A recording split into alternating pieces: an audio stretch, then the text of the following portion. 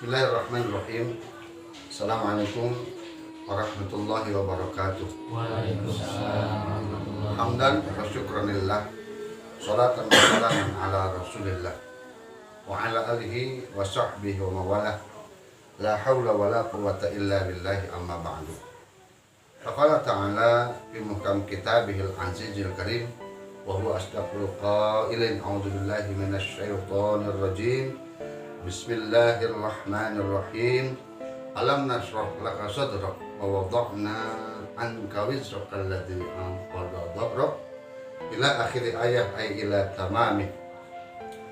Wa qala Rasulullah sallallahu alaihi wasallam kama qalahu an Imam Ali karramallahu wajhah la mata illa bil hijrah atau kama qala Rasulullah sallallahu alaihi wasallam.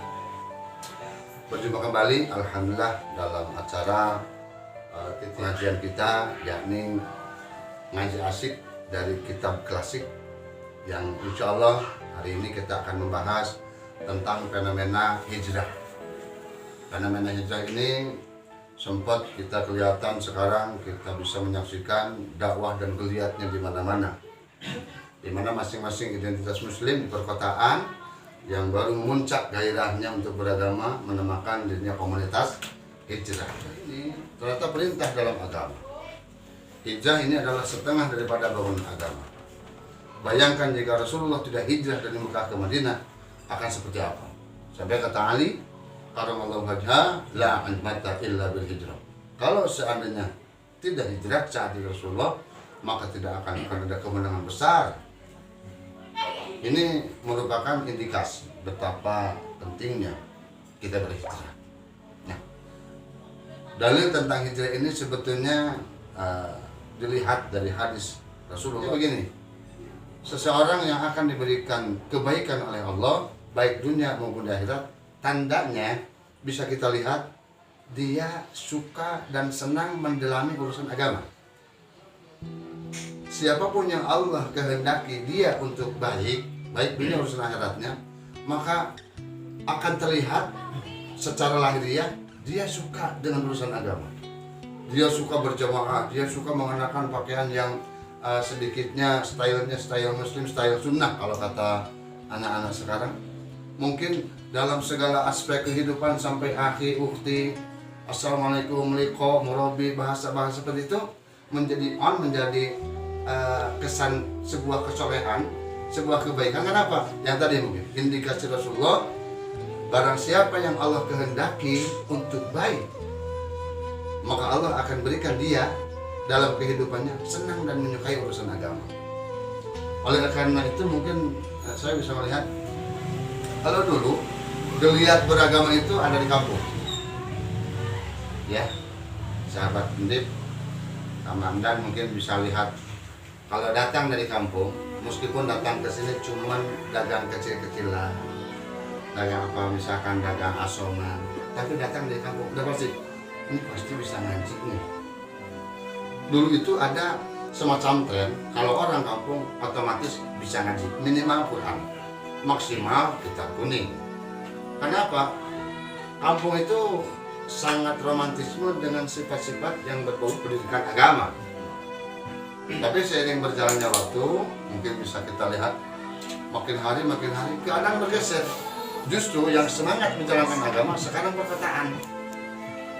Di kampung sendiri sudah jarang kita lihat majelis-majelis yang hidup Mulu dan Rajaban pun terkesan pada banyak ditinggalkan. Oke, bukan nggak ditinggalkan, karena memang kebanyakan waktu Mulu dan Rajab bapak-bapaknya sedang pada sedang kurban, sedang nyari duit di kota.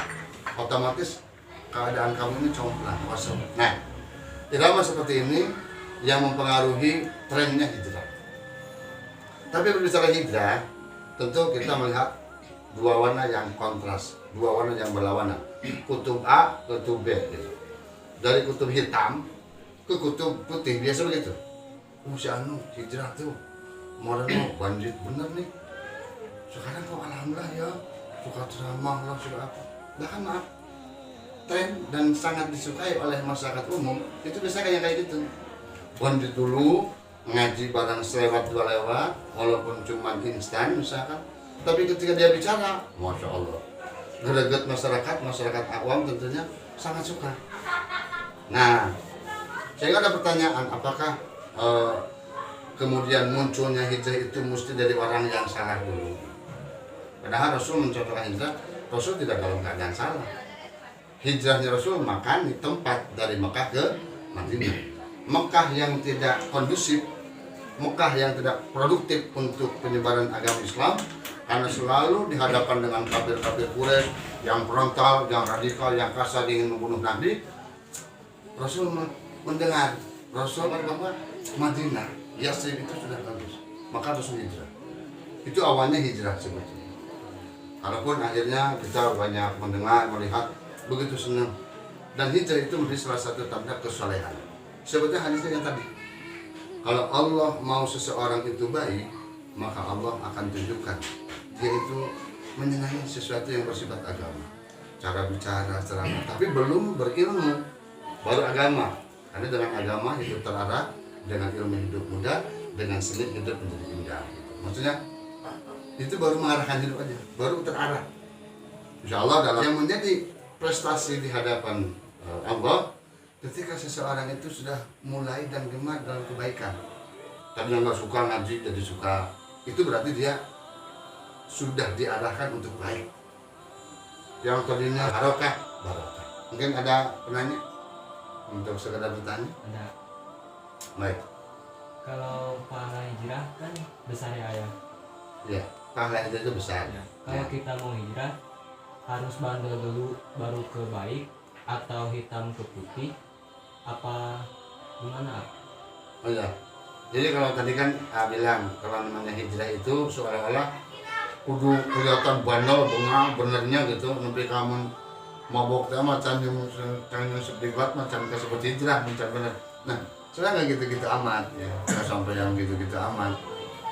Kayak Andip nih, bandel-bandel banget juga enggak. Nah, mau baik-baik juga ada santai, jangan di sepan hari sepan malam juga enggak. Terus seperti ini gimana?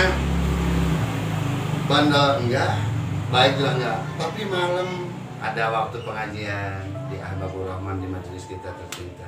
Besoknya kita juga ada waktu sholat, ya kita menjaga sholat semalam ada. Besoknya kadang-kadang kalau lagi di luar kita juga tidak buru-buru untuk, maksudnya santai aja gitu, cara beragam santai. Tapi apakah Ndip bisa mendapatkan pahala hijrah dengan kondisi yang ada? Tidak mesti harus apa namanya atlet dulu, mundur harus bandel-bandel dulu, kemudian tiba-tiba datang lagi ke guru, saya mau belajar benar, saya mau hijrah, kayak gitu kan? Yang tadi maksud hijrah tadi adalah perpindahan dari ketidak baik ke baik. Itu kalau tidak baik. Kalau sudah baik tingkatkan. Bukan berarti seorang hijrah itu mesti dengan, nah kita saban hari belajar ilmu agama, tapi amal seperti itu aja. Sore ya tingkatin atau itu juga hijrah. Kalau ngaji kata guru, barang siapa yang bersedekah tiap hari Allah akan gantikan 10 kali lipat tiap hari itu. Kamari baru dari, belum hijrah kita. Kalau sudah ngamalin itu sudah hijrah. Jadi hijrah itu berusaha untuk meningkatkan amal dari yang biasa menjadi luar biasa. Yang tidak baik menjadi baik. Jadi jangan anggap bahwa hijrah itu hanya konsep pada perilaku hitam ke putih, gitu kan? Salah ke benar, batil ke kita berusaha lebih baik, itu juga hijrah. Man kana yaumuhu misla amsi bahwa rabihun. Barang siapa yang hari ini lebih baik dari hari kemarin, rabihun, dia lebih beruntung. Dia yang beruntung sebenarnya. Man kana yaumuhu misla amsi bahwa khasir. Barang siapa yang hari ini sama dengan hari kemarin, dia yang rugi. Man kana yaumuhu syarran min amsihi. Ini hijrah nyungsab ini. Barang siapa yang hari ini lebih buruk dari hari kemarin, dia termasuk yang binasa. Mau hijrah di yang mana kita silakan. Semua terserah kita. Semua terserah kita semuanya. Allah menunjuki jalan, Allah menyiapkan pahala, Allah memberikan sanksi, Allah menyiapkan kita. Kita diberikan keleluasan untuk memilih hijrah untuk berbuat lebih baik. Kalau tidak baik, segera untuk baik. Kalau yang sudah baik, tingkatkan. Jangan harus meningkat. Begitu ya. Assalamualaikum Mak. Saya mau nanya, karena ini hijrah ini berkaitan mungkin dengan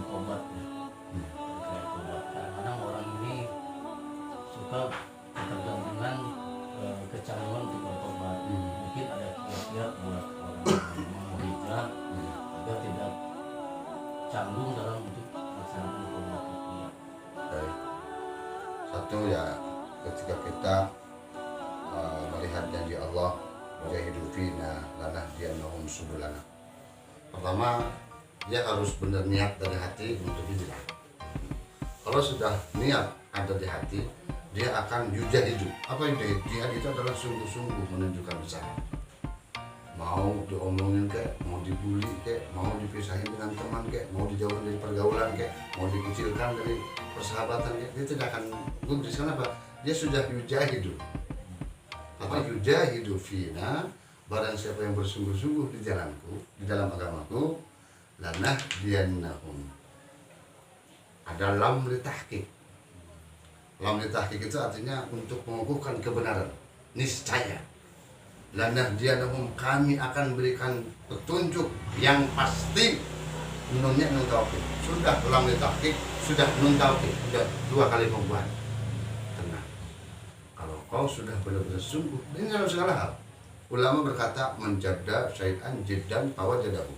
Barang siapa yang berkehendak kepada sesuatu dia sungguh-sungguh, maka Allah akan ketemukan dengan yang dia mau. Dan itu dalam iman juga seperti itu. Kalau seseorang sudah sungguh-sungguh, saya mau baik, saya mau berubah, saya mau taat kepada orang tua, saya mau hormat kepada guru saya, dia sungguh-sungguh, dia akan maksud sungguh-sungguh, dia cari teman itu yang akan mendukung kepada jalannya. Dia akan cari terus sampai di mana Allah pastikan, Allah jaminkan baginya, lanahdiyannahum subulana. Niscaya aku akan berikan petunjuk, bukan aku, kami ya. Niscaya kami akan berikan petunjuk pasti untuknya, bagi mereka, subulana, tentang perjalanan yang sedemikian amat panjang akan diberikan petunjuk. Dan barang siapa yang mendapat petunjuk akan dimudahkan. Jadi syarat dalam segala hal itu serius, fokus. Ya kalau mau berubah, ya jangan setengah. Yang susah itu setengah. Kalau maunya serius, pol, yakin. Jadi satu, mujahid, jihad. Makanya ayo kita jihad. Jihad di sini bukan berarti angkat senjata, bukan berarti kita datang menyerang sekelompok orang atau sesama saudara muslim, jangan, bukan. Jihad di sini adalah sungguh-sungguh menunjukkan kepada Allah butuhnya kita pertolongan Allah. Dengan cara apa? Kalau kita butuh harta yang banyak, sedekah, sungguh-sungguh, yakinkan. Kalau kita mau jalan ridha Allah, mau cerdas, apa, sungguh-sungguh butuhnya perbanyak. Kalau kita mau ilmu yang banyak, yang bermanfaat, sungguh-sungguh tunjukkan amal bakti kepada guru kita kan. Kalau kita mau sungguh-sungguh ilmunya, sungguh-sungguh ngajinya, sungguh-sungguh hormati orangnya, kan gitu. Sungguh-sungguh inilah yang menjadi kunci keberhasilan dalam berhijrah dan dalam segala hal apapun. Terus itu ya. Oke. Cukup? Mau nanya, sekalian, apakah hijrah itu bisa dibilang sama, maksudnya apakah kita sebagai orang, sebagai manusia ini, oh dia hijrah nih, gitu kan, dia udah hijrah. Padahal misalkan seperti saya nih, saya pakai gamis aja setiap hari, mau keluar rumah pakai gamis gitu, padahal kelakuannya negatif misalkan, gitu ya, ya kelihatannya pakai gamis. Apakah memang hijrah itu bisa disampaikan sama manusia atau memang hanya Allah yang tahu bahwa dia hijrah gitu? Siapa? Kalau hijrah, makanya itu nampak kelihatan. Dari pulau pindah ke Jakarta, dari bawah harus nampak dong.